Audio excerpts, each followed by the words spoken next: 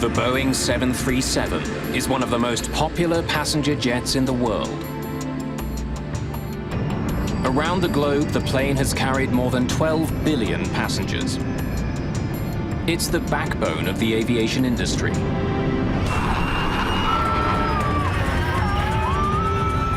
But in 1991, something happened on board a 737 that sent shudders through the world of aviation. Oh my Lord.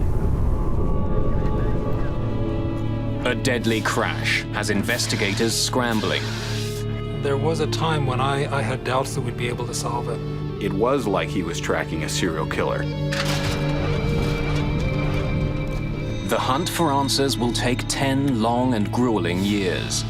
The fate of the airline industry hangs in the balance. And the mystery isn't solved until more than 150 people are dead.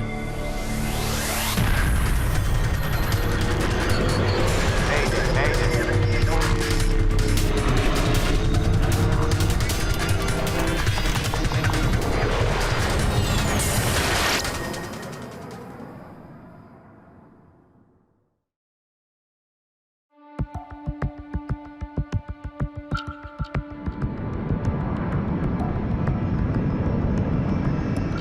9:40 a.m., March the 3rd, 1991.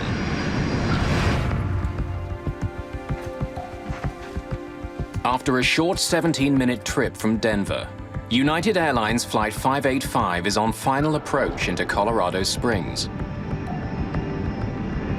It looks like a perfect day for flying, but there's trouble in the air.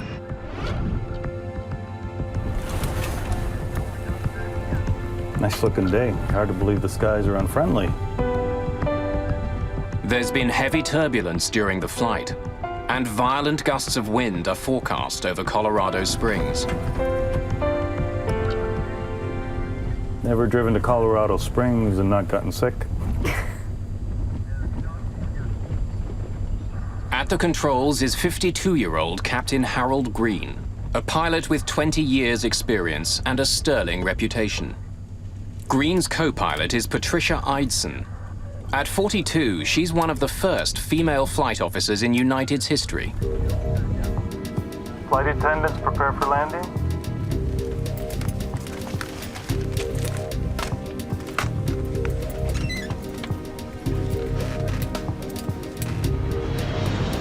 At Colorado Springs Municipal Airport, Air Traffic Controller James Rayfield is ready to bring Flight 585 in. United 585, report the airport in sight. Got it? Yep. Airport in sight, United 585. Lower landing gear. United 585 is cleared for a visual approach to runway 35. Weather conditions, wind 320 degrees at 16, gusting at 29. As its speed decreases, Flight 585 becomes more vulnerable to the turbulence. Eidson wants to know what other planes have experienced on landing. Any reports lately of any loss or gain of airspeed? Yes, ma'am. 500 feet, a 50-knot loss. At 400 feet, a 50-knot gain. And at 150 feet, a gain of 20 knots. Sounds adventurous, thank you. Starting on down.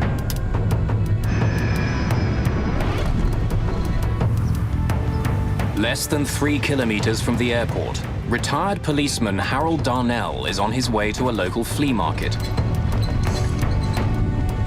A kilometer overhead, Green and Eidson focus on keeping their speed constant as they descend. Wait, a 10-knot change here. Yeah, I know. Awful lot of power to hold that airspeed. As United 585 approaches the runway, Darnell feels something strange. Oh, what the heck was that? Out of nowhere, a powerful gust of wind strikes his vehicle, almost blowing him off the road. Another 10-knot gain. 30 flaps. From the control tower, James Rayfield can now see Flight 585's final approach. As the aircraft closes in on the airport, the ride gets even bumpier. Well, we're at 1,000 feet. Then, without warning, the 737 starts to spin out of control. Oh, God, slip!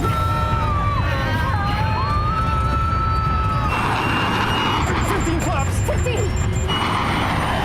Going up. Oh, my God!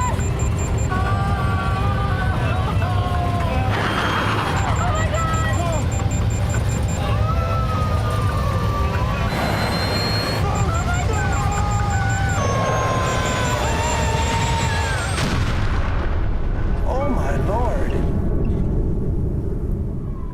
Crash! Crash!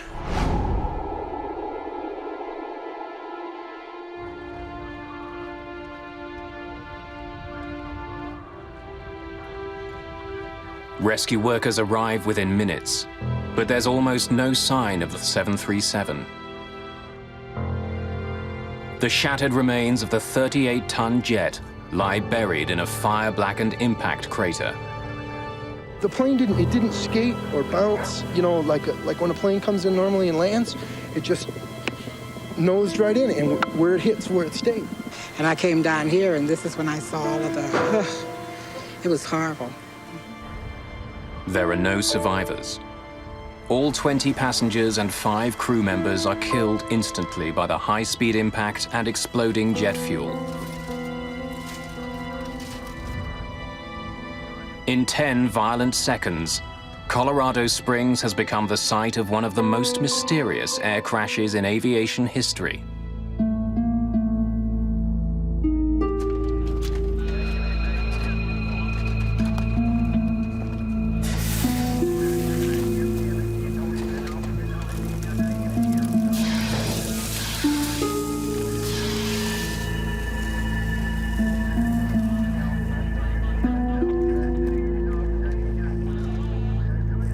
By nightfall, investigators from the National Transportation Safety Board descend on Colorado Springs. Known to insiders as tin kickers, NTSB investigators examine over 2,000 aviation accidents a year, at times by picking through the metal debris of fallen aircraft. While coroners mark the location of human remains in red, NTSB investigators mark scraps of metal in yellow, looking for clues to help them solve the mystery of Flight 585.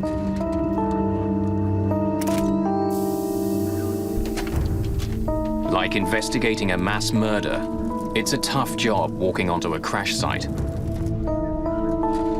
Among the investigators assigned to the case is Malcolm Brenner, a specialist in human performance.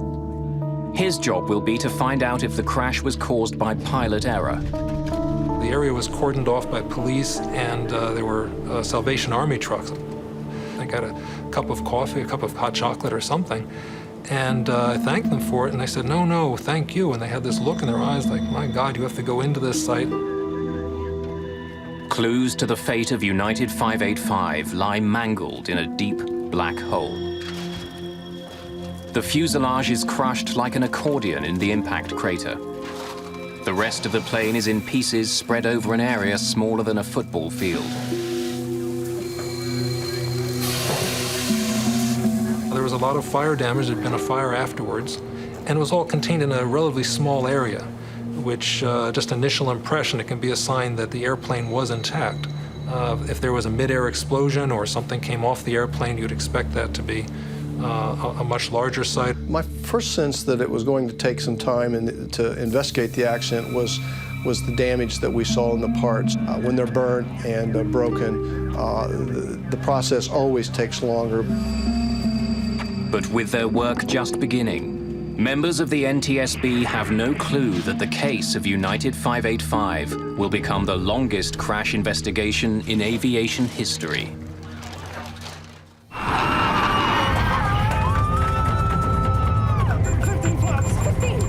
A clear late winter day in 1991 turned deadly in just 10 short seconds. Moments from landing in Colorado Springs, United Airlines Flight 585 fell out of the sky at 370 kilometers per hour. Crash! Crash! All 20 passengers and 5 crew members died.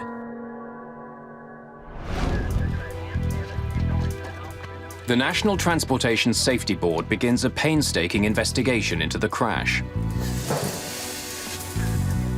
Engine turbines, hydraulic pressure gauges, the cockpit voice recorder and in-flight data recorder are all carefully extracted from the site, photographed and sent to the lab for analysis.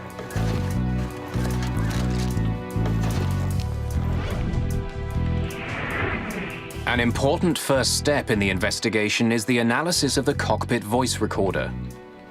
With pilot error a factor in 70% of air disasters, Malcolm Brenner's job is to see what role pilots Green and Eidson played in the crash. This crew was, and I felt this at the time, was one of the more impressive crews I'd ever dealt with. There was a little bit of tension release, a little bit of humor. The captain said, Never driven to Colorado Springs and not gotten sick? The first officer suggested that they add extra speed as a safety margin. The captain agreed with it. It was good interaction. Got it? Yep. Airport in sight, United 585. Lower landing gear. This is a sense of an excellent crew, caught randomly, if anything. So again, that was my first impression, is that this would be consistent more with a hardware situation. As more about Flight 585 becomes known, mechanical failure becomes a serious suspect. Just seconds before it crashed, the plane rolled onto its back and spun wildly out of control. Investigators wonder if the sudden motion was caused by the plane losing an engine or a wing. From the state of the aircraft on site, it's clear that it was intact at the time of the crash. What investigators don't know is if the engines were still working at impact.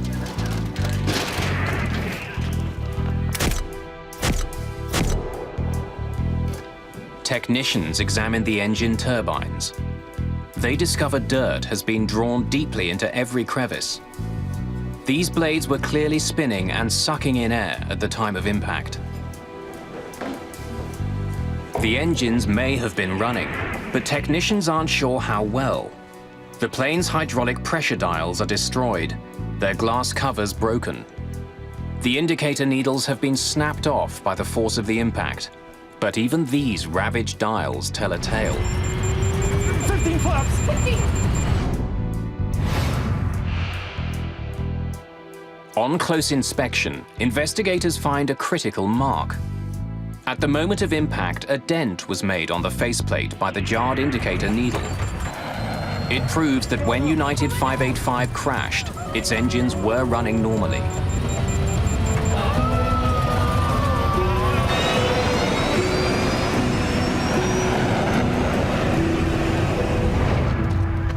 With engine failure ruled out, there seems to be only one other mechanical explanation for why 585 suddenly rolled over and then fell out of the sky. It appears increasingly likely that the plane had suffered a catastrophic problem with its flight controls. Investigators quickly become suspicious of the rudder at the back of the tail. We focused in after eliminating other flight control surfaces that we thought could contribute to the roll. We started looking at the rudder. Bring that up so I can take a look at it. Investigators begin their examination of the rudder on site, but the violence of the crash makes the job extremely difficult. Almost nothing left. Most of the plane's parts are too crushed or burned for testing, but a vital component is still reasonably intact: the Power Control Unit, or PCU. Used constantly during flight, especially during landings, the PCU performs like a car's power steering. When the pilot pushes on a rudder pedal, the PCU uses hydraulic fluid to convert gentle movements of a pilot's foot into the pressure needed to move the 737's enormous rudder. The heart of the PCU is something called the dual servo valve.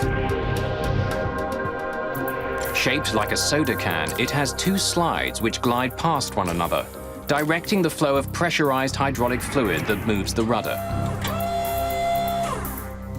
This servo valve is very unique, that it is, in effect, two valves in one, and that creates a whole range of interactions that don't occur in a more conventional hydraulic valve. When a technician opens the power control unit, chips of metal are found floating in the hydraulic fluid. It's a disturbing find. These particles could cause the servo valve to jam, making it impossible to work the plane's rudder. It's a chilling prospect. Could a microscopic fault bring down a 38-ton jet? It's difficult for Phillips to tell.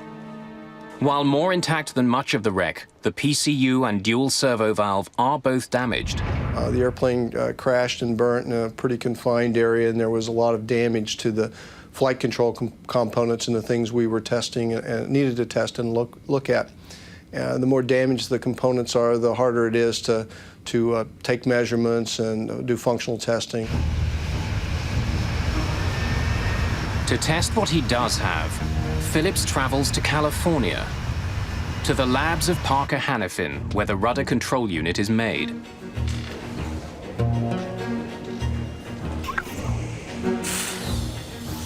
The curious metal chips floating in the PCU's chambers are dismissed. Phillips is told that filters keep them out of the delicate servo valve that directs fluid and moves the rudder. Nothing else is found that could explain any sudden movement of the rudder on Flight 585. We didn't have any absolute indication or information that we could point to that said the rudder power control unit, the servo valve, or any part of that flight control system caused that accident. Phillips still suspects a mechanical problem, but with no conclusive evidence that the PCU or servo valve caused the crash, he's forced to sign off on the tests. It's a pass.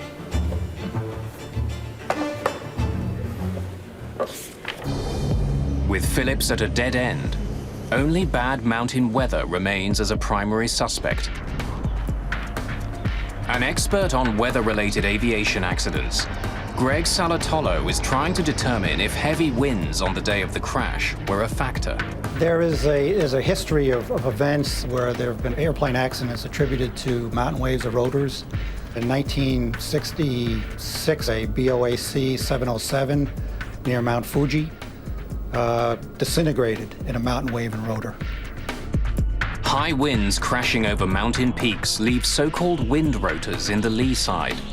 Invisible, highly turbulent downdrafts that come plunging down with devastating power and are extremely dangerous to aircraft. We found a great deal of evidence looking at the surface upper air data and talking to witnesses in the area that rotors were a possibility. An explosion, it was right over there. Salatolo hears several eyewitness reports of bizarre mountain weather on the day of the crash. One of the most intriguing is from Harold Darnell, Oh, what the heck was that?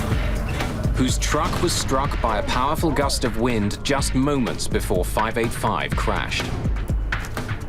But as Greg Salatolo combs through his evidence, the theory that a wind rotor knocked the plane from the sky is getting less and less likely.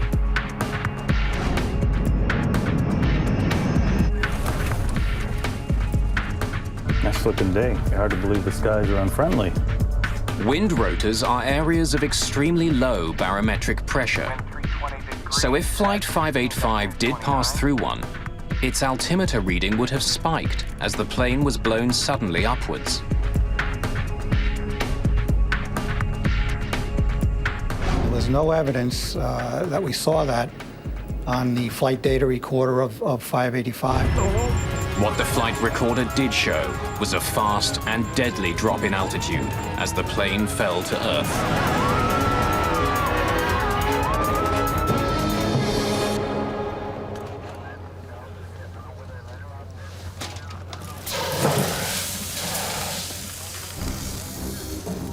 It's been 21 months since the investigation into the crash of United Flight 585 began. Almost 2 years in which the NTSB has studied the crew, the weather, the rudder, and thousands of other pieces of evidence. They've come up empty-handed. For only the fourth time in its history, the NTSB releases a report which doesn't reach a conclusion. The cause of the crash of Flight 585 is undetermined. We had put a lot of time and effort into the investigation, and we just weren't sure what had happened. It was like he was tracking a serial killer. He was frustrated that they had not solved 585. He did not want that to happen again. But almost 2 years after the report on 585 is released, the killer strikes again. At 7 p.m. on a clear, windless day, US Air Flight 427 is nearing Pittsburgh. Captain Peter Germano and First Officer Chuck Emmett are getting ready for their final approach. Folks, from the flight deck. We should be on the ground about 10 more minutes. Sunny skies, a little hazy. Flight attendants, please prepare for landing. I ask you to check the security of your seatbelt. Thank you. US Air 309, descend and maintain 6,000.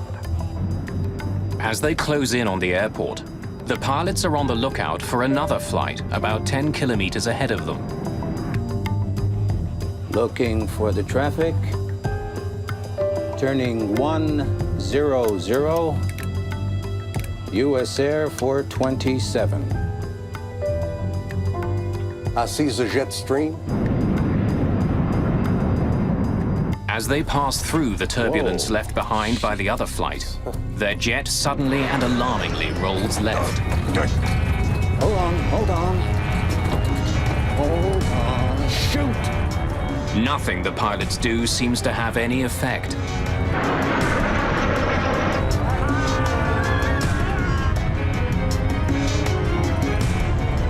What the hell is this?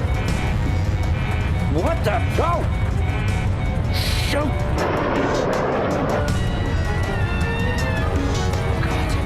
Oh, God. 427, emergency!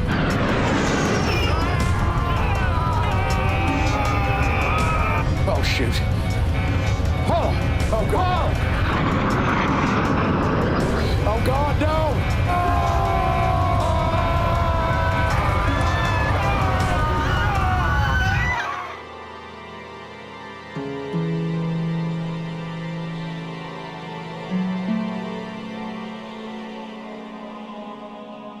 Rescue crews arrive quickly, but the fate of Flight 427 is tragically clear. There's no hope for the 132 passengers and crew. The human carnage is so bad, authorities declare the crash site a biohazard.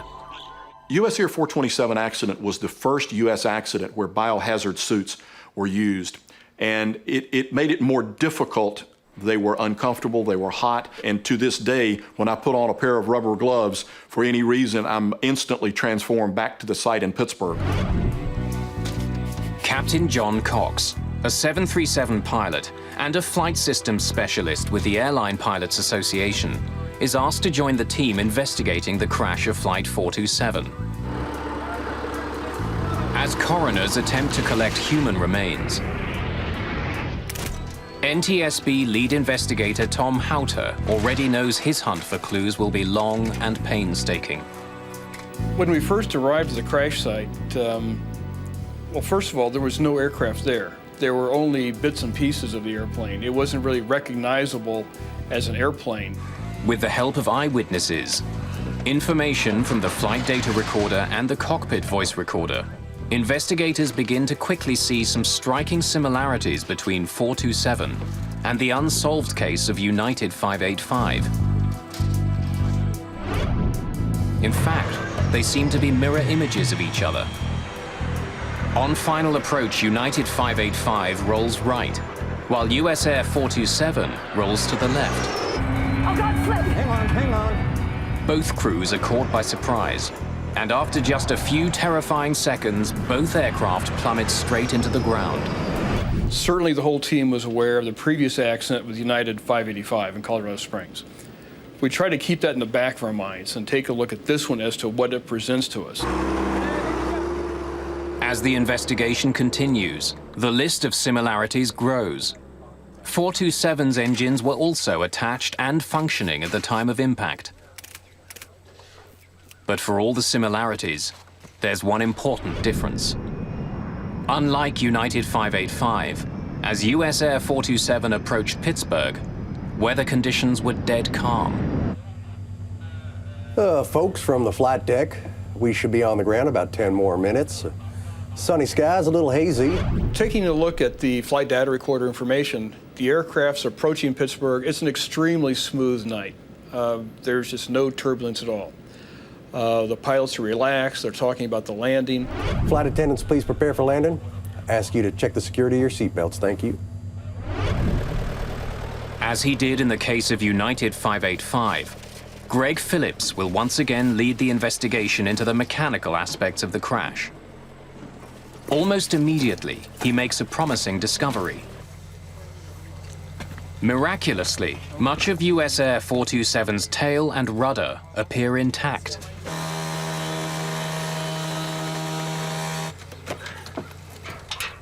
The hydraulic devices inside the tail have also sustained very little damage. Phillips and Houter prepare to send the parts to the manufacturer, Parker Hannifin, for testing as soon as possible. They need answers.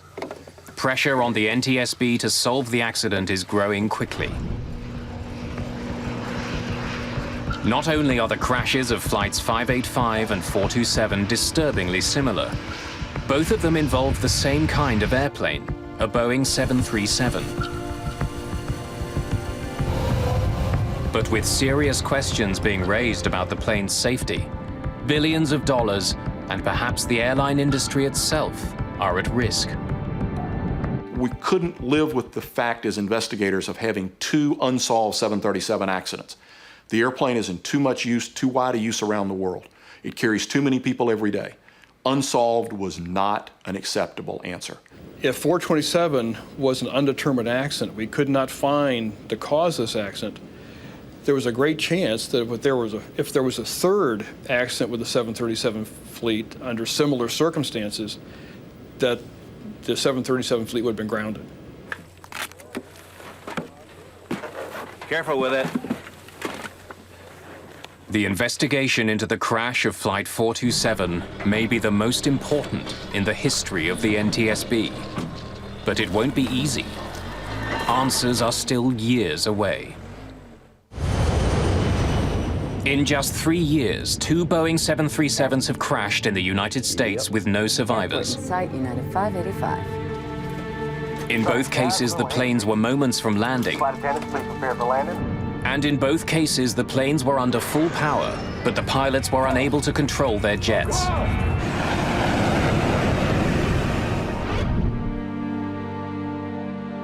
In the crash of United Flight 585, NTSB investigators were unable to find a cause. Now they're searching for clues into the second crash, US Air Flight 427. As the investigator in charge, I never allowed myself to think this investigation could go undetermined. We kept on pushing and kept on researching. As long as we had things to research, we kept on going. To find their killer, the NTSB can't afford to rule anything out. From the possibility that a collision with birds brought 427 down, to strange, even bizarre theories. They looked at electromagnetic interference. They got calls from people saying it might be Russian death rays. They considered everything. There were a couple of witnesses who gave reports of the aircraft suddenly descending and hovering before it blew up. We discounted those. But the investigation's primary suspect is the dual servo valve, part of the power control unit that moves the 737's rudder, and a suspect in the crash of United 585. Parker Hannifin made the valve. At its lab in California, investigators look inside the main cavity of the US Air power control unit. Just like in the earlier crash, they find tiny chips of metal floating in the hydraulic fluid. But once again, Parker and Boeing repeat their claim. Filters designed to stop any debris from interfering with the delicate metal slides have done their job. Investigator Greg Phillips wants to be absolutely sure. If the chips were blocking the slides, they would have left tiny scratch marks behind where they rubbed against the metal. But Phillips can't find any. Another pass. Okay. Phillips has technicians put the servo valve from Flight 427 through as many tests as he can think of, trying to find a weakness. If he can find one, it could explain why two planes were ripped from the sky. But he comes up empty. That unit passed all its operational tests. There wasn't any indication that it had failed, and it operated within the parameters we expected it to. Once again, the investigators are forced to shift their focus back to the pilots. By studying the plane's flight data recorder, investigators know that the jet's rudder was deployed fully to one side, what's called rudder hardover. We were definitely focused on rudder, on hardover rudder, full rudder input for about 20 seconds. It can be caused either by hardware, something unknown in the hardware, or it can be caused by pilot input. First Officer Chuck Emmett, who was flying 427, did indeed step down hard on his rudder and then held it there while the plane plummeted towards the Earth. It raised a grisly question. Was he trying to fly the plane into the ground? And looking at this, and being a pilot myself, is like, this doesn't seem like rational behavior. What the hell is this? Human performance specialist Malcolm Brenner listens closely for evidence on the cockpit voice recorder. What the hell? Shoot! In this case, they had microphones right by their mouths, and you can hear as well as in real life or better. You can hear breathing sounds. Yeah, I see the jet stream. The cockpit recordings indicate that Flight 427's troubles began at the moment it flew through the jet wake of a Delta Airlines 727 that had just passed in front of them. Both pilots are startled by the wake. I see the jet stream. The first officer breaks off at the end of a sentence. I see the jet stream, and there's no more discussion of the jet stream or anything else. They both focus. Something happened here. Captain says, "Sheesh." It was such a smooth flight that it was a momentary jolt that they just hadn't anticipated. And with that, the pilots got on the controls and immediately, put in a rudder input.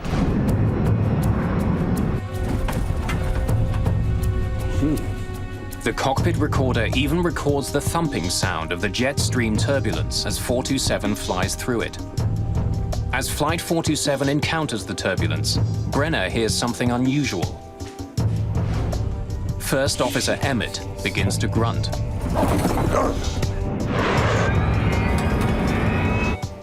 The grunting is unusual. The controls are designed so that pilots don't need to grunt. They're specially designed around human capabilities. So to have someone grunting is typically a sign of an emergency. By matching data from the flight recorder with the crew's voices, Brenner is able to confirm that Emmett's grunts begin a split second after he pushed down on the rudder pedal, and 3 to 4 seconds after the wake turbulence affected Flight 427. What the hell? On their own, the cockpit voice recordings prove very little. But it seems clear that the crew weren't trying to crash their plane. Something happened which took them by surprise. They reacted as quickly as they could, but nothing they did seemed to help. What the hell is this? It's been almost 2 years since the crash of Flight 427, and the investigation has stalled. Now 2 737s have gone down in startlingly similar ways, and investigators still don't know why. We were all frustrated as months wore into years. What were we missing? It definitely took a toll in their personal lives. They worked incredibly long hours. They never stopped thinking about it. We were going up against an aircraft that had an incredible safety history. It was really everything you could see for 30 years. This has been a great airplane. We were trying to prove that there was something wrong with the straight A student. It clearly was on his mind. He, at one point, had a nightmare about it where he dreamed that he was in front of a congressional committee that was grilling him on now there had been a third 737 crash, and in Tom's dream, all of the cameras were pointing to him, and a congressman asked, "Why didn't you ground the fleet?"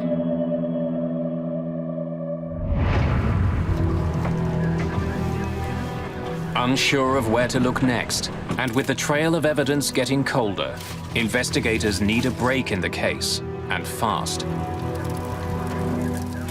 East wing 517, you're clear for landing.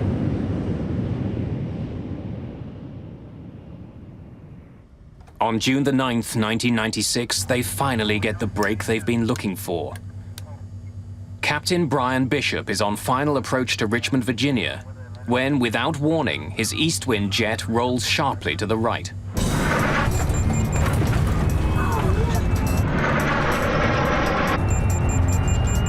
We didn't know to what extent, but we knew we had a problem with the rudder. I turned the yoke the opposite direction and stood on the opposite rudder pedal. The pedal didn't move for me. For over 30 seconds, the 737 flies in a precarious right bank as Bishop fights to keep it from rolling over. Then suddenly, the unknown forces holding the jet let go, snapping the wings back to horizontal. In a matter of seconds, it released itself and went back to normal. We had started the checklist. Almost before I could finish the sentence, all of a sudden there was just a wham.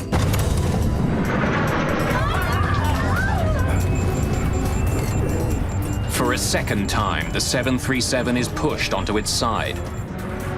For 30 harrowing seconds, the 737 takes on a life of its own. Then, once again, as quickly as it began, the rollover stops. After the second time, I looked at the first officer and I said, "Declare an emergency. Tell the controller we have flight control problems."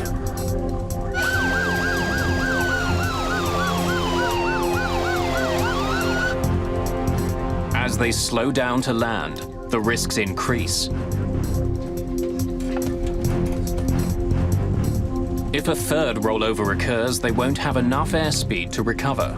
I did at some point tell my first officer to look out the window and find a dark spot. It was nighttime and we were looking to avoid a neighborhood or a populated area. And he very calmly responded that, "Hey, here's a spot over here."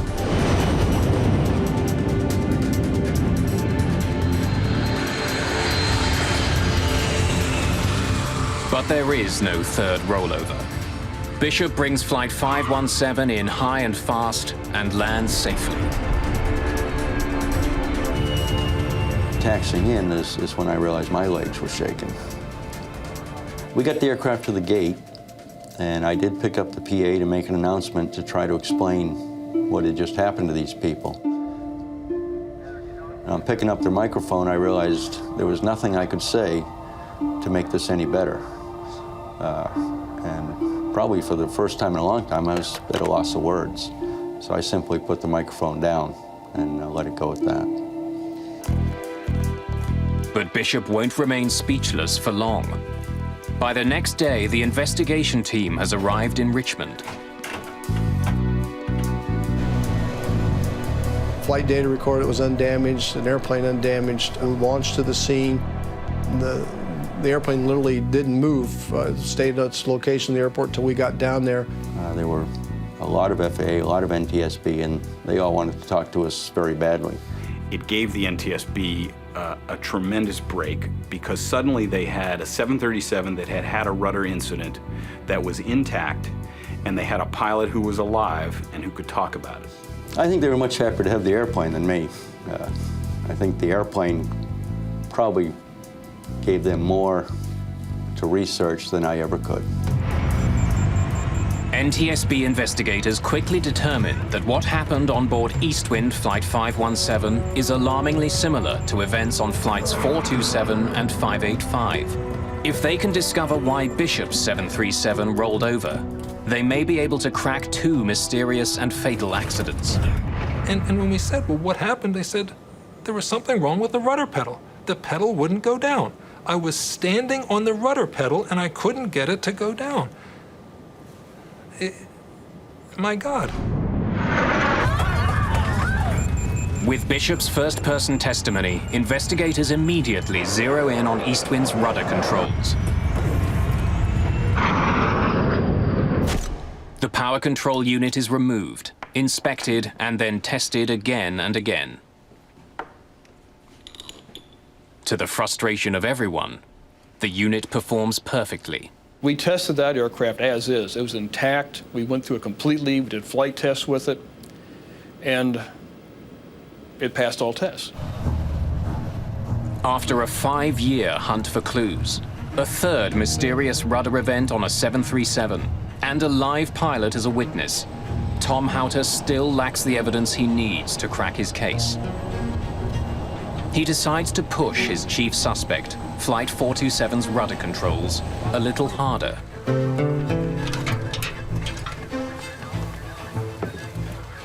One fellow mentioned a test they had done in the military of a thermal shock, where if you had the actuator being very cold and put in very hot hydraulic fluid, it would cause it to react in strange ways.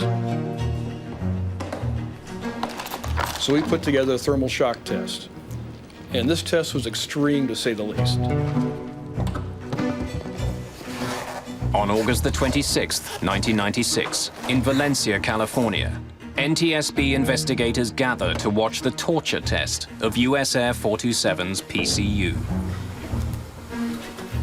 After soaking it in dry ice, the PCU is blasted with nitrogen gas to simulate the -40-degree temperatures at 10,000 meters.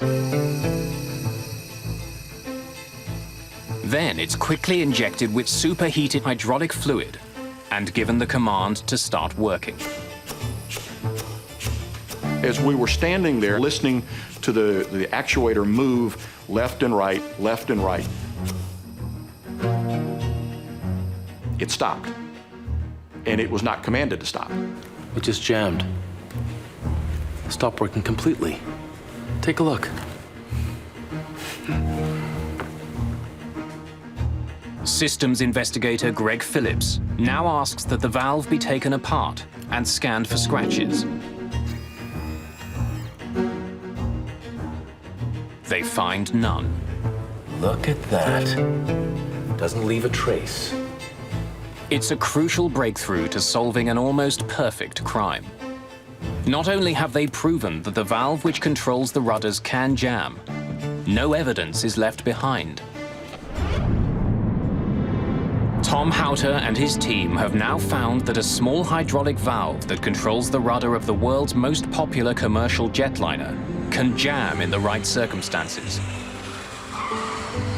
It's an ominous discovery, but incredibly, there's another shocking surprise in store for the investigators. October the 15th, 1996. For the last 5 years, the National Transportation Safety Board has been struggling to crack its toughest case. 2 completely separate but seemingly linked accidents. The crash of United 585 killed 25 passengers and crew. 3 years later, the US Air Flight 427 disaster took another 132 lives.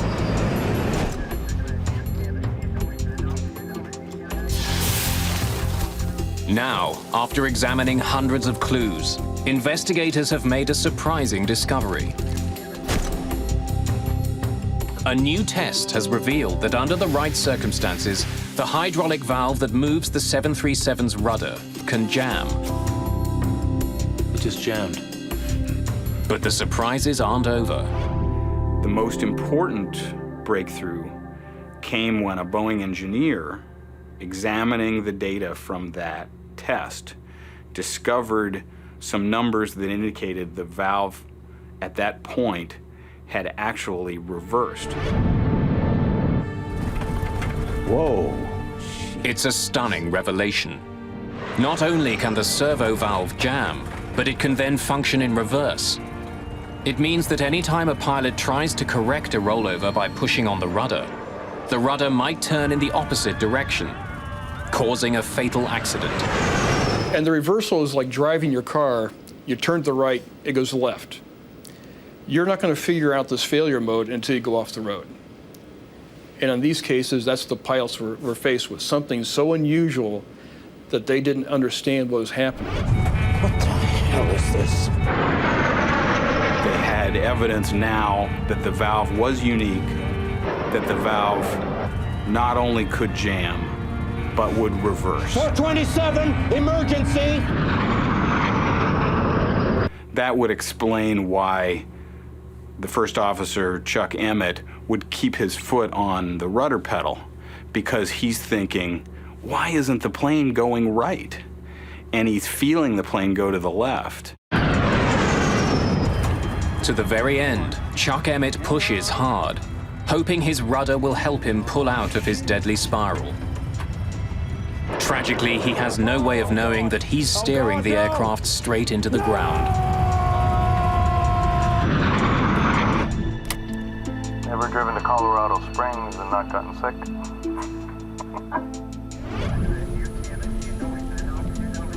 Flight attendants prepare for landing. Satisfied that they've determined the cause of the crash of US Air 427, the NTSB turns its attention to the unsolved case of United 585. Another 10-knot gain. Going back to Colorado Springs, you could follow a progression of what the captain was doing. He's close to the ground, and suddenly, under rudder reversal, he puts in a little bit of pedal. The pedal violently pushes his leg back. Oh, God! Slip! 15 flap! 15! Rudder reversal certainly fits what I know about this crew and how it fits. We were able to show the failure mode. It matched the flight data recorder from each aircraft. It fit like a glove. So we now had a lot more information we could apply to United 585. And based on that, we redid the accident report. Oh my God! From rudder reversal to impact took less than 10 seconds. 585's flight crew had no chance to save their plane or passengers. In the aftermath of the investigation, sweeping changes were made to improve the safety of the 737 and the entire aviation industry. New training protocols were designed to help pilots react to unusual in-flight events. In the 737 fleet, pilots are now trained on how to react to both rudder hardovers and reversals. The scenario of the US Air 427 accident, if the crew had the information that we have today, I believe they would have landed safely in Pittsburgh that evening. The FAA also directed Boeing to redesign the rudder's dual servo valve to eliminate the potential for reversal. Boeing spent hundreds of millions of dollars to replace the valves on thousands of 737s around the world. One thing we don't like at the safety board is to have an undetermined accident, because then we can't make a change to improve safety. So out of US Air 427, United 585, we have a much safer 737 fleet.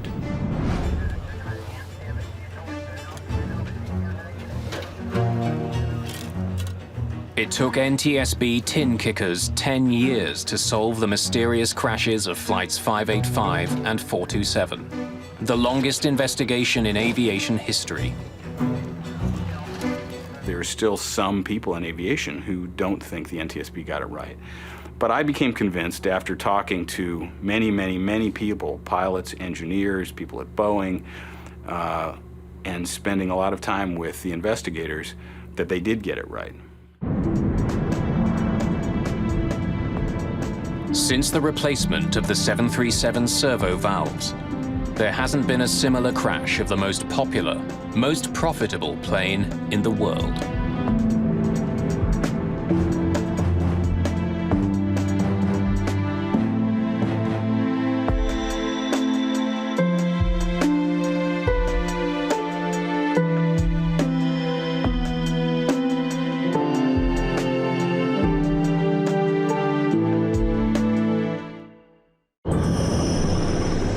A 747 plummets towards the Pacific Ocean.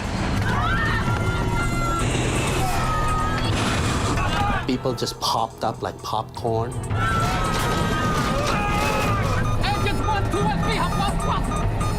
This airplane is totally out of control. It is going to crash. In 2 minutes, China Airlines Flight 006 drops 10 kilometers through the clouds. Airspeed 270, 280, 290. The plane begins to tear itself apart as it spirals towards the sea. And I closed my eye. I thought I was gone. Altitude 15,000 feet, 12,000 feet, 10,000 feet. Emergency, emergency.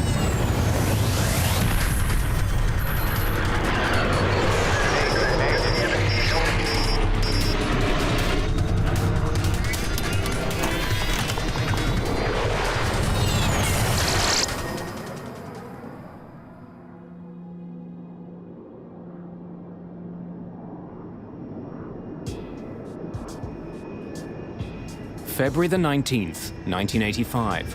A China Airlines flight cruises across the Pacific to Los Angeles. At 12,000 meters, it's racing towards the dawn. For the passengers and crew on board, it's past midnight. A two-man relief crew is in charge of the plane as it sails above the ocean on autopilot. The main crew gets several hours off in the middle of the trip, so they're rested for the landing. But Captain Mumyan Ho is restless. Good morning, gentlemen. Even though he's not officially on duty yet, Captain Ho returns to the cockpit. Thought I'd keep you company. The captain isn't the only one up. Best friends Seksan Kanyo and Alex Knoll have something to celebrate. I feel like I'm in first class. It's Seksan's 30th birthday. I have the longest birthday because I just gained my 12 hours back. And we've been drinking champagne, celebrating 41,000 feet in the air. You know, not too many people get to do that. Bill Peacock is in first class. He's traveled all over the world for the American government.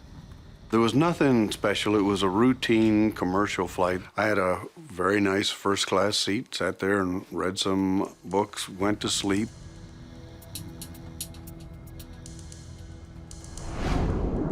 By now, the plane is nearing the coast of California.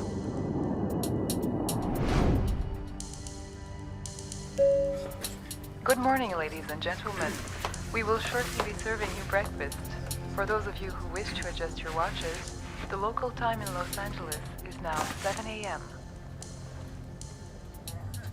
Sleep well? Very well, sir. Thank you. Good morning, Captain. After their 5-hour break, the flight crew is reunited in the cockpit.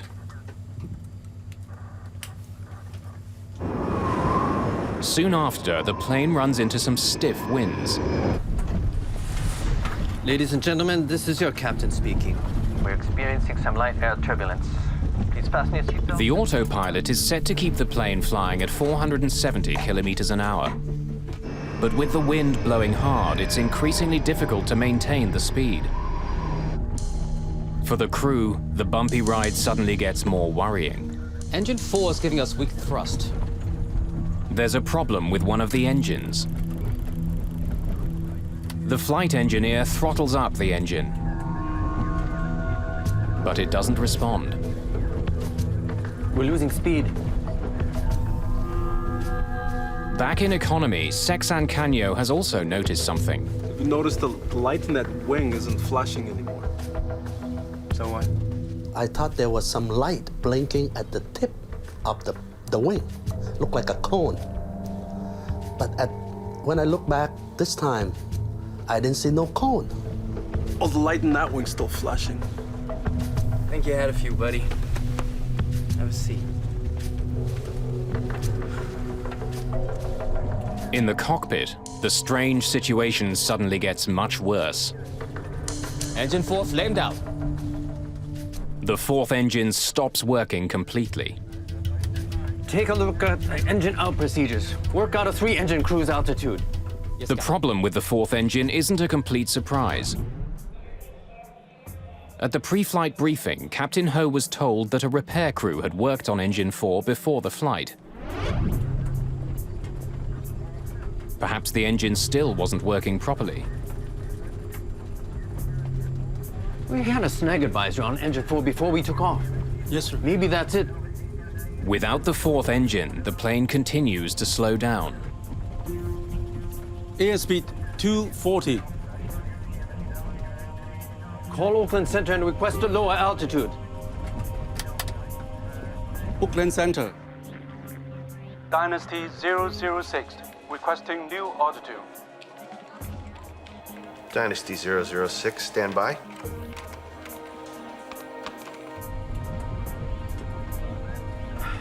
Reignite engine 4. Yes, Captain. At this altitude, there isn't much oxygen, so the chances of a successful relight are slim.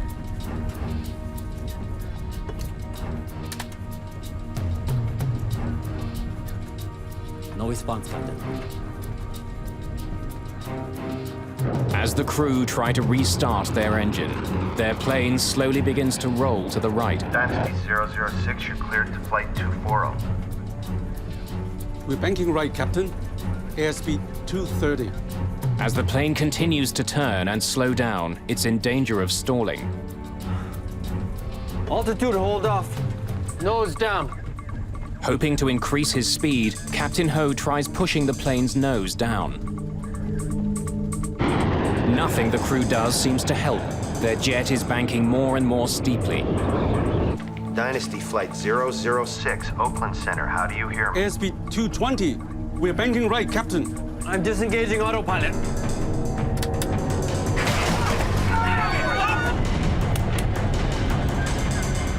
For the first time, Captain Ho takes manual control of the plane.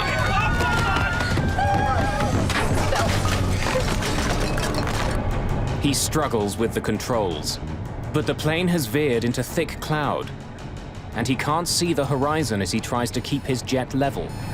I've lost ADI. The ADIs have malfunctioned. It's going out of limits. Just minutes after their fourth engine stopped working, the China Airlines flight suddenly stalls and begins falling from the sky.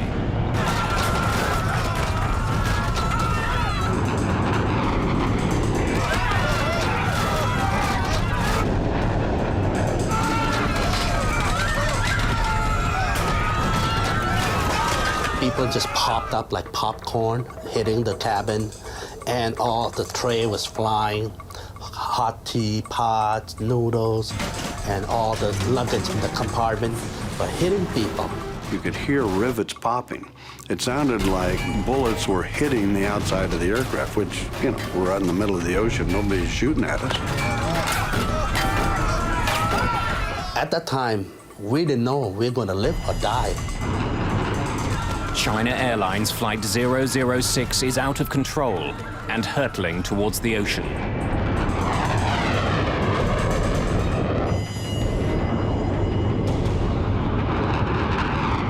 A China Airlines jet is tumbling out of the sky. After losing power to one engine, the jet is spinning out of control. It's dropping fast, straight towards the Pacific Ocean.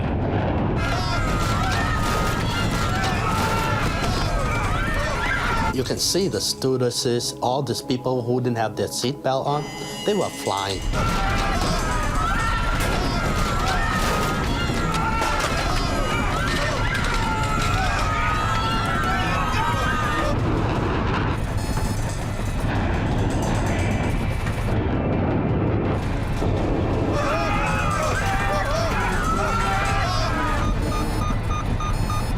Dynasty 006, Oakland Center, how do you hear me? The crew are stunned, blindsided by their jet's bizarre behavior. Engines 1, 2, and 3 have lost thrust.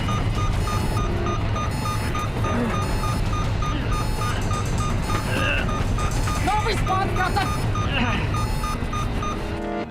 Dynasty 006, Oakland Center, how do you hear me?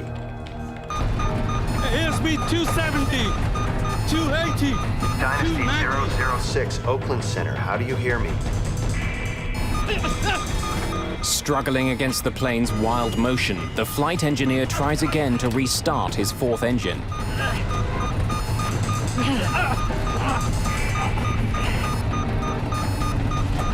Ignition mechanism! The G-forces are so powerful that the flight engineer is pinned to the control pedestal. Dynasty 006, Oakland Center, do you copy? You need to see this. In Oakland, air traffic control spots the plane's sudden descent. In a matter of seconds, the plane falls almost 3,000 meters. Altitude 370, 360, 350. In the cabin, the G-forces are punishing.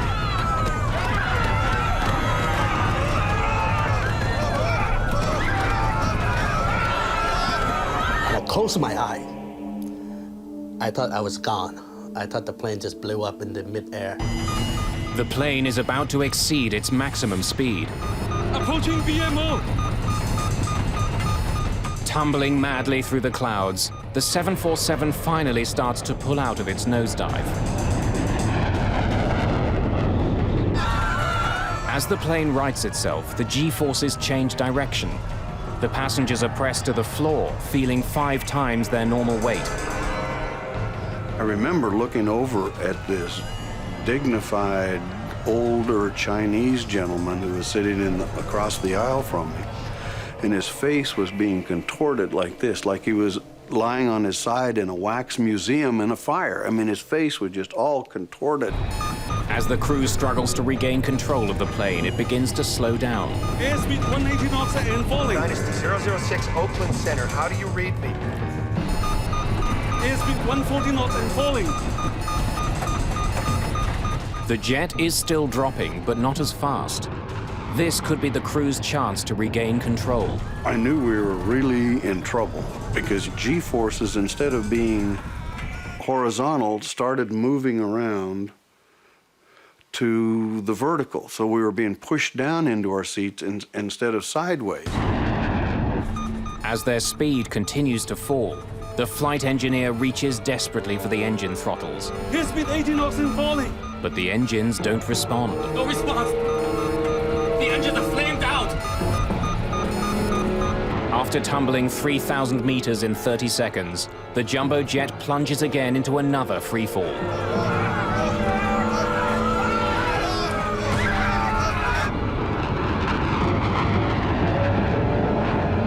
And the second time when it went down, this time it's plunge. I mean, it went down. The change is swift. Once again, the passengers feel pulled towards the nose of the plane. You know, this airplane is totally out of control. It is going to crash. And stuff, we're sliding around and flying around and shoved to one side and then shoved to another side. So it was kind of like being on a boat that gear is broken loose and it's just going back and forth with the waves. Ugly.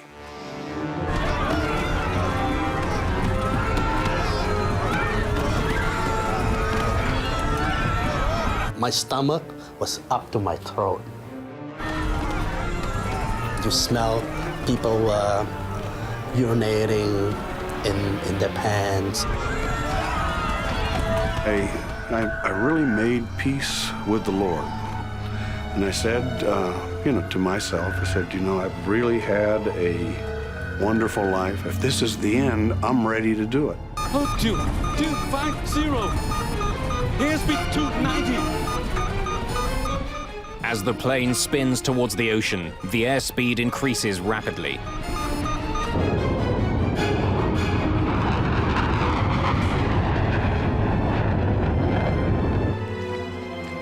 Dynasty 006. With the crews struggling to control the plane, 6 separate calls from air traffic control go unanswered. The stress of the dive tears the landing gear doors off the plane.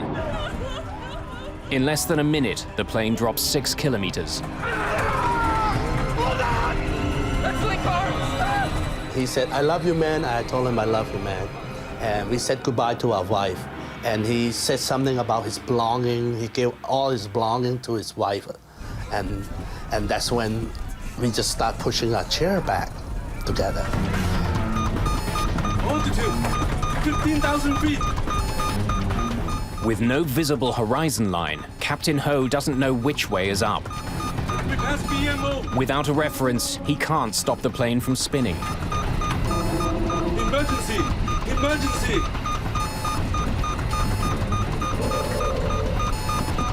After blindly plunging thousands of meters, the plane finally breaks free from cloud. And when this thing was falling down, it looked like you have a magnifying glass and you went like that, and all of a sudden the white water break becoming closer and closer, faster and faster. It's like incredible, and we thought we were going to die. Altitude, 12,000 feet. As he struggles for control, Captain Ho has only 30 seconds before his crippled plane smashes into the ocean.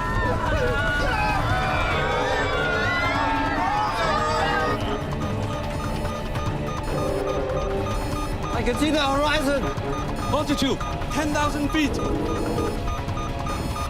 For the first time since beginning his harrowing descent, the captain can now use the horizon line as a reference in leveling the plane. As he tries to pull the plane out of its dive, the passengers pay the price. Their bodies are forced into their seats, battered by another dramatic change in direction. You know, the G-force was so strong, and I weighed 200 pounds, so my weight was almost 1,200 pounds. It's a race against time, and the plane starts to win. ADI is coming back. As the plane finally begins to level, the attitude indicators return to normal. ADI is coming in. More importantly, as mysteriously as the incident began, 3 of the plane's engines regain power. Engines 1, 2, and 3 are coming back. Engine 4 still negative. Reignite engine 4. Yes, Captain.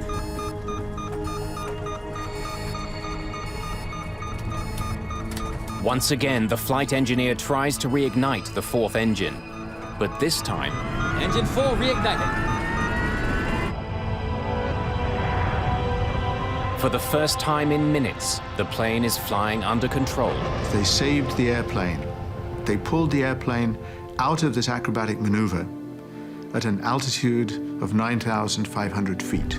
They popped out of the clouds at 11,000 feet, and they had the airplane in stable level flight by 9,500 feet. That was a masterpiece of flying. Ladies and gentlemen, this is the captain speaking. Is anyone hurt? Do we have a doctor on board?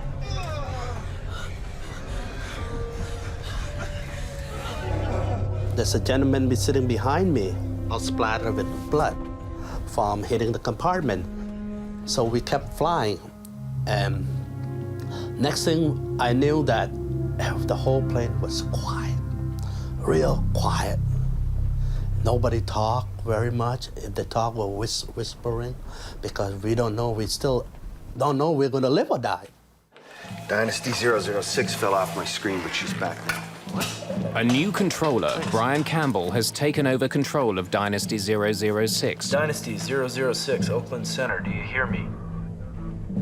Can you fly the plane? 006, we are flamed out. We are... Emergency. We are 9,000. 9,000. Roger, roger. We have radar contact. Oakland Center, Dynasty 006, we can control the aircraft. Roger, roger. Less than 10 minutes after the start of their problems, everything seems normal again. Request radar vectors to return to course. There really is nothing I can do to assist. He's the pilot, he's flying the airplane. I'm going to give him a safe altitude to descend to. I'm giving him a destination. It appeared to me that he was well in control of his aircraft. Dynasty 006, Oakland Center. Are you declaring an emergency? Do you want to divert to San Francisco? Negative, Oakland Center. Condition normal now. We will continue to Los Angeles. Dynasty Air traffic control clears the plane to climb to 10,500 meters. But a new problem soon arises. Roger, Oakland Center. Captain, our landing gear is down and walked. Can you bring them up? Negative. The hydraulic fluid in System 1 is empty. For some reason, the plane's landing gear is down. Hydraulic fluid, which controls the gear and many other parts of the plane, is also leaking away. Oakland Center, Dynasty 006, request new clearance to maintain flight level 270. Dynasty 006, Oakland Center. Do you have injuries? Stand by, Oakland Center. Sir, are you okay? My head. One passenger has suffered serious injuries, and 24 others have cuts and bruises. 006, we have at least 2 injuries on board. Dynasty 006, Oakland Center. Are you declaring an emergency? Do you want to divert to San Francisco? Stand by, Oakland Center.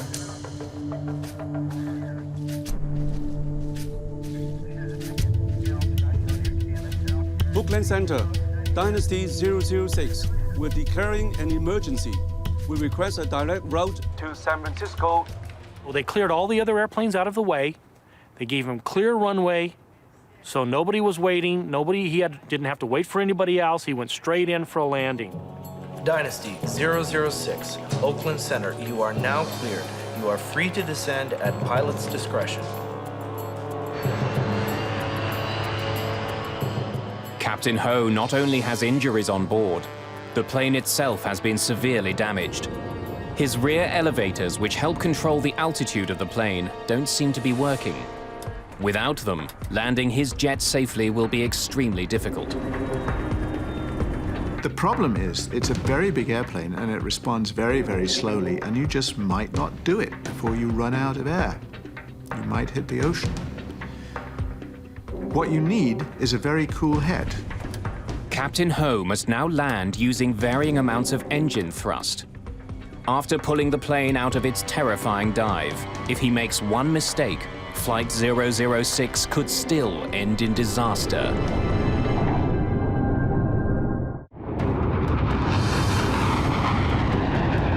Nearing the end of a trip across the Pacific Ocean, China Airlines Flight 006 falls suddenly from the sky. No response! The engines are flamed out! Emergency! Emergency! After a terrifying plunge, the crew manages to wrestle the plane level again. But the jet is badly crippled. The elevators aren't working. Without them, Captain Ho has to land mostly by reducing power to his engines. It's a controlled fall towards the runway. As we came in, we flew over the house in Atherton where I had lived, where my kids had been born. And I looked down and said, boy, this is fitting. If we don't make it down, or if this plane explodes on landing because it's been so badly torqued and ruptured, you know, at least I got to see that.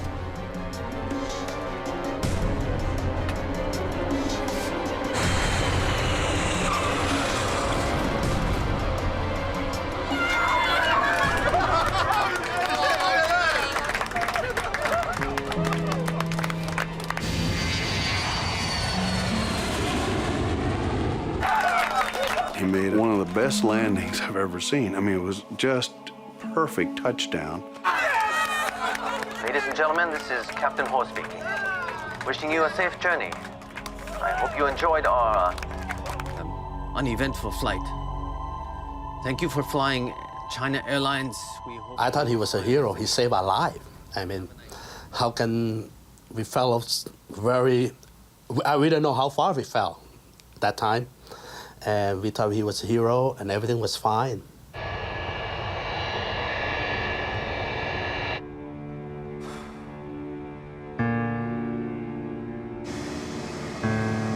On the ground, the full extent of the damage to the plane can be seen. I saw this enormous piece of extremely complicated machinery that is much larger than most buildings, sitting there on the tarmac with bits ripped off it. Parts of the entire tailplane at the end were ripped off, as though a tornado had come through or a crane had been in and ripped pieces out of it. It was a very sobering experience. It's clear why the crew had such a hard time landing the plane. Enormous chunks of the tail are missing, either torn off by the stress of the dive or crushed when the landing gear doors broke loose.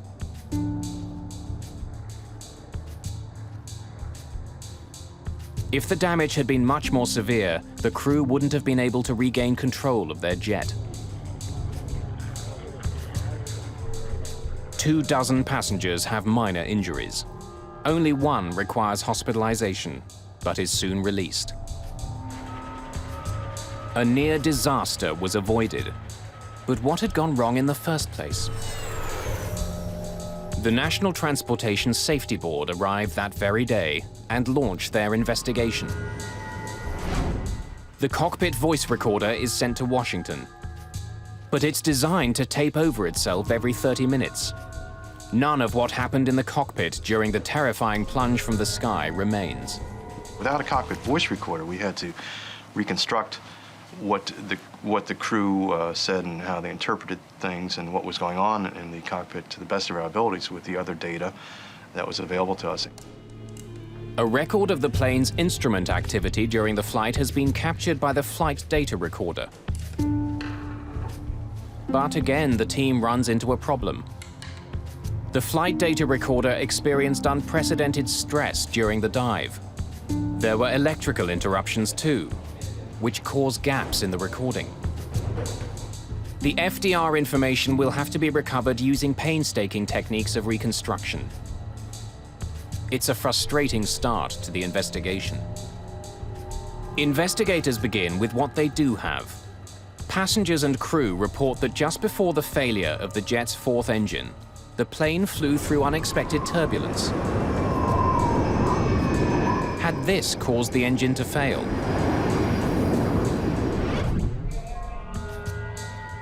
Satellite weather maps revealed that there was indeed heavy air turbulence over the Pacific. But it wasn't severe enough to cause engine failure. The jet's 4 engines are tested and studied. Even after the horrific dive through the sky, they're found to be in working order. However, given the previous history of problems with Engine 4, it receives particular scrutiny. They had an anomaly with one of the engines. They believed that the engine had flamed out or that there was something seriously wrong with the engine. The wear on a small throttle valve trimmer is measured. It's worn down by only 4/1000th of an inch, but that's enough to restrict the fuel flow to Engine 4. Engine 4 is giving us weak thrust. Investigators determined that at 12,000 meters, Engine 4 did indeed deliver weaker than normal thrust. It's known as a hung engine. The aircraft logbook reveals that Engine 4 had been written up on 2 previous occasions just the week before.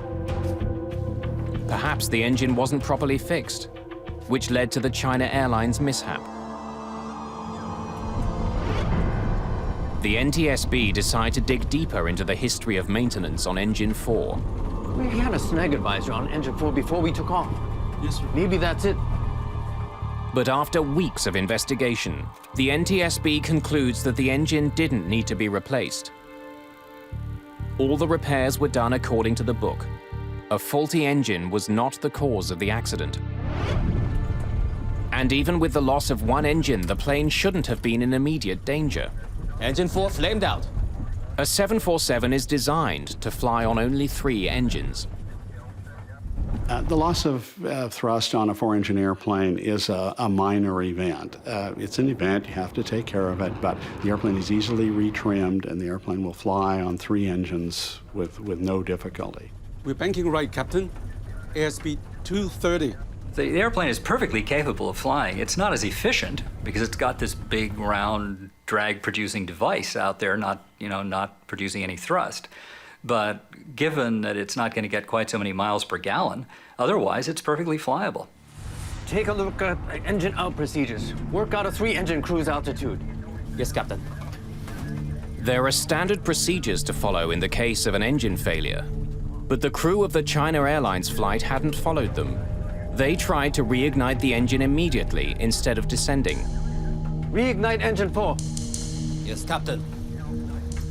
They attempted a restart much too high. You are supposed to attempt to restart an engine only below 30,000 feet. They were at 41,000. What is a little curious to me is why they didn't use the normal relight procedure. They were starting to try to relight the engine at altitude, and that would likely not relight. No response, Captain. It's a mistake, but it shouldn't have led to the plane spiraling out of control. So how had a manageable problem turned into a near disaster? I've lost ADI. The ADIs have malfunctioned. It's going out of limits. To get more information on what was happening in the cockpit, investigators interview the flight crew. I heard the captain report the ADI was lost. And then I saw the standby ADI was also going out of limits. The crew tell investigators that their ADIs, which measure how level the plane is, weren't working. They could have said, this can't possibly be right. And looking at their indicators, can't possibly be right, and therefore they must have failed. The attitude indicator had indicated a position so implausible that it looked like it had to be a failed instrument. This couldn't be what the plane was really doing. But in fact, when the ADIs are studied by the NTSB, they're all found to be perfectly normal. When we started banking right, engine 4 was already flamed out.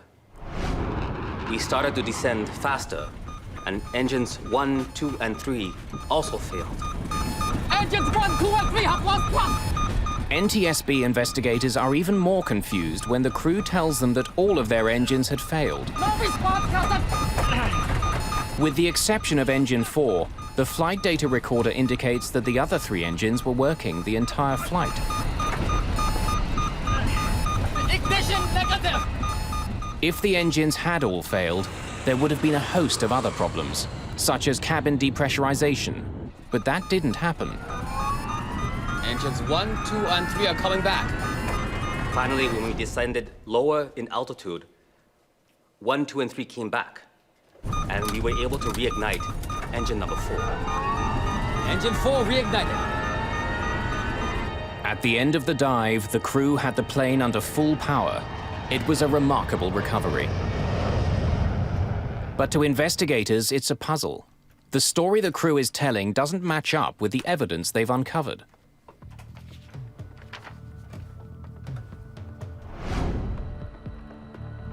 After months of investigation, the NTSB team slowly pieced together a reenactment of the plane's near catastrophe over the Pacific. It includes information from the reconstructed flight recorder, personal interviews, and the air traffic control transcript. When the work is complete, there's only one conclusion. Apart from a problem with a small valve, there was nothing wrong with the 747 before it plunged from the sky. In fact, it was the crew that made a series of fateful decisions that almost crashed the plane.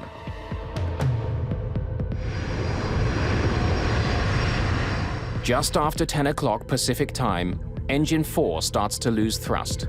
Engine 4 is giving us weak thrust. The flight engineer struggles to fix the problem. But investigators discover that he doesn't take one of the most basic steps he should have. He leaves the engine's bleed air valve on. The bleed air valve takes air generated by the engine to help cool the plane. When an engine isn't working properly, the valve is supposed to be closed, so the engine can use all available air to restart. It's a little puzzling that the flight engineer didn't shut off bleed air. And in my mind, the most likely reason for it is that he didn't expect to be told to restart the engine at 41,000 feet. And so when the captain instructed him to try some restarts, he just kind of wasn't ready with his checklist. He was doing something out of order. And that's why it didn't occur to him to shut down the bleed air. The end result is that the engine, which is slow to start, won't start at all. Unwittingly, the flight engineer has started a ticking clock. Engine 4 is slowly losing its ability to stay lit. We're losing speed. With more engine power on the left wing than the right, the China Airlines flight begins turning. In order to keep it from turning to the right, the proper thing to do would have been to step on the rudder. That would have produced a twisting force, so to speak, that would have overcome the imbalance of the engines. But instead of adjusting the rudder himself, Captain Ho continues to let the autopilot fly the jet. The autopilot is designed not to move the rudder.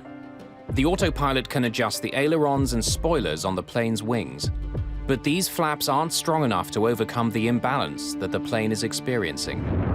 Without the help of the rudder, the plane's turn becomes steeper and steeper. Now, it's possible that he'd forgotten that the autopilot didn't use the rudder. He may have been assuming all along that the autopilot was just flying the airplane the way a human being would have, which it wasn't. Engine 4 flamed out. Investigators discover that after losing power to his fourth engine, Captain Ho continues to leave the autopilot on. He doesn't take complete control of the plane.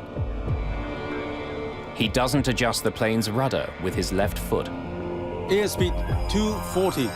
He didn't use the rudder to compensate for the lack of thrust on the right outboard engine. The airplane started to lose speed, and one thing led to another, and in the end, it was really that little error of airmanship, the failure to step on that left rudder pedal, that triggered everything else. Reignite engine 4. Yes, Captain. Rather than taking control of flying the plane, Captain Ho's attention seems to be focused on his engine problem, something that his flight engineer could handle on his own. No response, Captain. It's really critical that attention be paid to flying the airplane. But it's happened over and over again in aviation that the crew gets focused on a problem with a system, in this case an engine, but it could have been a light bulb, it could have been any other malfunction. And if everybody's focused on that and nobody is flying, then they're not prepared for what's happening to the airplane. The plane enters a critical moment. It's about to flip on its side and enter a nosedive. The NTSB believes that the captain was concentrating on his airspeed indicator, but seemingly fails to notice the instrument directly beside it, his attitude indicator. This instrument would have warned him that his plane was starting to roll alarmingly to the right. They concentrated on one part of the phenomenon and lost the full picture. And as they lost the full picture, they lost apparently a very important part of any instrument flying, which is the scan. You look at all of the primary instruments, one after the other, and whatever is going on, you look at them all constantly. During the plane's nosedive, it flies through thick cloud. With no visual horizon as a reference, the flight crew must trust their instruments to level the plane. I've lost ADI. Instead, what investigators believe happened is that the crew became spatially disoriented. They decided that their instruments were failing. They simply didn't believe what they were seeing, and they thought they had lost their attitude instruments. They hadn't lost their attitude instruments. The airplane was, in fact, embarking on an aerobatic maneuver. The most probable reason for all three crew members believing something so unlikely as that all attitude indicators could malfunction in the same way at the same time is that the way in which they malfunctioned was so unexpected and strange that it didn't seem to correspond to any possible thing that the airplane could be doing. The airplane had in fact rolled over on its back and gone into a vertical dive, and that's something that Boeing 747s don't typically do. As the plane begins tumbling towards the ocean, another critical lapse in judgment occurs. The standby ADI was also going out of limits. I tried to restart. During interviews, the flight engineer told the NTSB that all 3 of the plane's working engines failed. We started to descend faster, and engines 1, 2, and 3 also failed. But the flight data recorder shows that, in fact, they were still working. In the heat of the crisis, the engineer had made an enormous mistake. Engines 1, 2, and 3 have lost thrust. The investigation reveals that as the plane fell, the thrust in each engine was indeed reduced dramatically. But the cause wasn't engine trouble. The engine throttles had been lowered to idle in an attempt to slow the furious fall of the jet. It was something the engineer missed in the chaos of the dive. You can understand why the flight engineer might have been confused about this situation if he had not seen the captain pull the power to idle on the engines. He would reasonably assume that the fact that they went to idle was a problem rather than intentional. Investigators also believe that they know why the engines didn't give the crew more power when the engineer tried to throttle them up. The cold temperatures at 9,000 meters would stop them from responding quickly. No response, Captain! But in the heat of the moment, the engineer could have taken their slow response as another indication that they failed. The NTSB discovers that indeed gauges in the generator panel behind the engineer showed that the 3 engines were still firing. Ignition negative! But the gravitational force became so powerful, the engineer couldn't look back.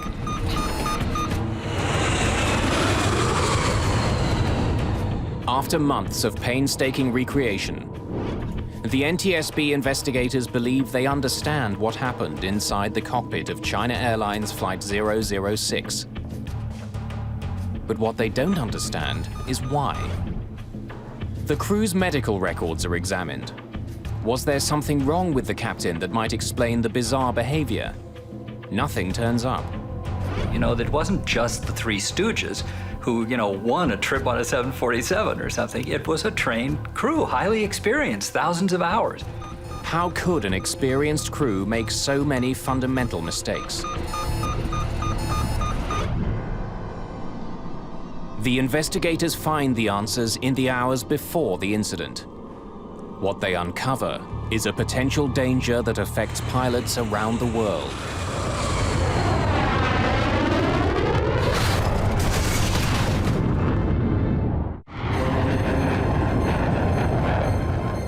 In 1985, a series of small pilot errors lead to a terrifying plunge from the sky.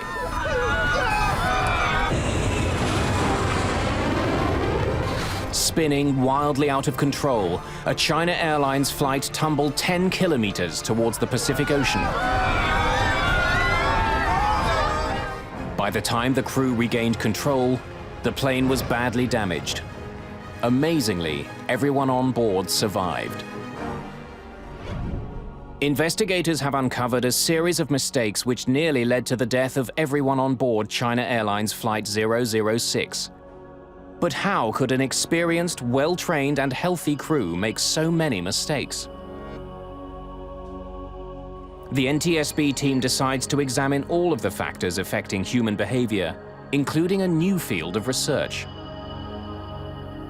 For the first time, as far as I know, in a report, the circadian rhythms, the biorhythms, the day and night functioning of the body was seriously taken into account as a possible explanation of why an extremely experienced Boeing 747 captain didn't notice things that to other pilots might have seemed obvious, such as the fact that his airplane was busy flipping on his back when he was attempting to deal with an engine problem. Although Captain Ho had the required 15 hours off duty before flying that day, the NTSB investigators take a closer look at the captain's schedule before the night of the flight. I do not think I was fatigued. I can't say I slept well during the flight. This accident occurred at what would be about 2 a.m. local time. And that's pretty significant. Most people are asleep around 2 a.m. So this incident occurred at a point in his what are called circadian rhythms in his body clock, where he would be at his deepest sleep. I remember also that he had gone back there was a crew rest area on the 747, and he said he'd rested for 5 hours and slept for 2. But another thing I remember from his interview is he said, you never really sleep well on the airplane. Captain never sleep well during a flight. I worked many years for this airline, but I never have this problem before. That seemed like a very true statement. You know, it's hard to get a really solid sleep on the airplane, particularly if you're the person in command, as he was. So, putting it all together, we saw this was an experienced crew, a qualified crew, and they were flying on a schedule that would make them susceptible to some of the negative or adverse effects of fatigue. During 6 flights in the previous 6 days, Captain Ho had covered a total of 18 time zones. Thought I'd keep you company. The NTSB research suggests that desynchronisis, or jet lag, may have been a cause. And I think all these factors certainly would have contributed to his performing at less than his full potential at the time. Investigators also take a closer look at the very machinery that is supposed to make long-distance flying easier. Take a look at engine out procedures. Work out a 3-engine cruise altitude. Yes, Captain. We have people in the front of airplanes because we believe that in circumstances which nobody has foreseen, the human being in the front of the airplane can react creatively, can solve a problem that nobody has thought about before in real time.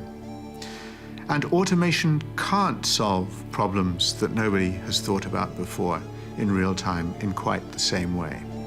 The NTSB concludes that possibly fatigued from air travel and bored by the monotony of his tasks, We're banking right, Captain. I'm disengaging autopilot. the captain relied on his autopilot for too long. When he should have taken direct control, he hesitated, trusting his systems. That is obviously a failure. The crew didn't behave as they should have behaved. Pilot error. As a result of the China Airlines near mishap and other incidents around the same time, aircraft manufacturers began to rethink the design of their automated systems. The idea of the automation is that it's going to help the human do the human's job. It's going to help the human take the airplane from the gate to the gate at the other end, and it's going to help along the way. Boeing makes use of this particular incident to say we still want the crew to have full authority so that they can move the controls as far as it's physically possible to move them and to manage the airplane, even if it may bend the airplane. It is better to do that than to restrict the pilot's authority and then have him guess whether or not he's in charge or the computer's in charge. Whatever mistakes the flight crew made that day, they did succeed in their ultimate task. They flew the airplane well. They did an excellent job with the approach afterward. They were careful with the airplane. They knew the airplane had been damaged. They didn't know the severity of it. They were gentle with the maneuvering and yet tested enough to make sure that they wouldn't get themselves in further trouble as they made the approach to landing. The one big thing they did right, and one only ever needs to do one big thing, is they saved the airplane. And in principle, that's all you ever need to do right when something happens to your airplane. You need to save the airplane and you need to save the passengers, and that's what they did.